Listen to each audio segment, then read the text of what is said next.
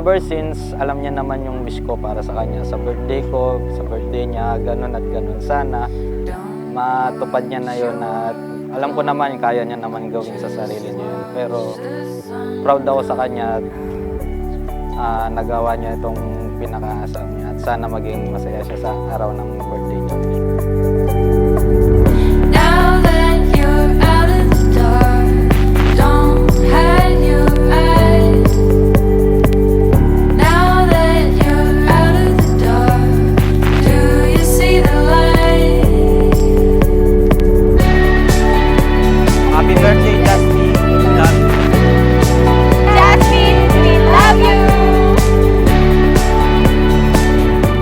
Binabati ko siya ng happy birthday.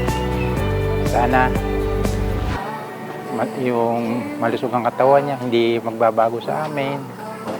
At happy birthday. Hanggang doon na lang.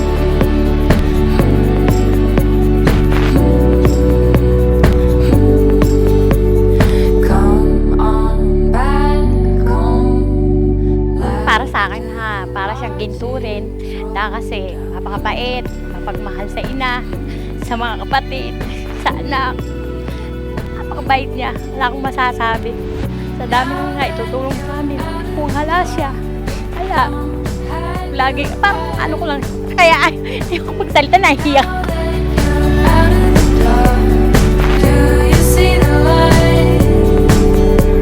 Birthday sa anak kong maganda, mabait, sexy at mapagmahal. Na walang sawang tumutulong sa akin at napakapagmahal na anak. Sana lagi matupad mo pa ang mga dreams mo sa buhay. Kung sakaling ikay mag-aasawa, andito lang ako na susuporta sa iyo.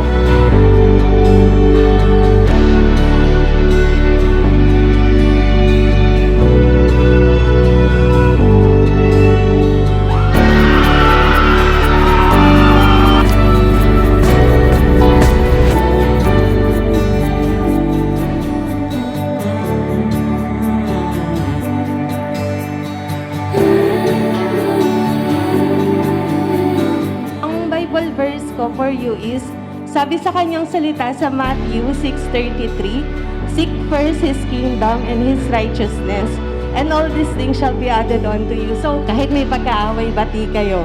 Talaga namang yung pag-church is hindi nyo napapabayaan.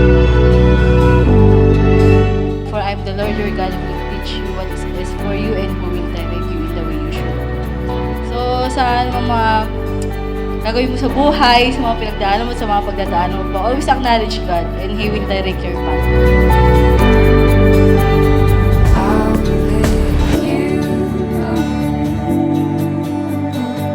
Happy birthday, Ja. Salamat sa lahat, pati sa pamangkin mo. And sana lahat ng pangarap mong malupad. Ganda talaga pamangkin ko. Wish ko, mag-grow ka sa lahat ng pinapangarap mo. Maging maganda yung good life. Tapos, patuloy ka lang sa buhay.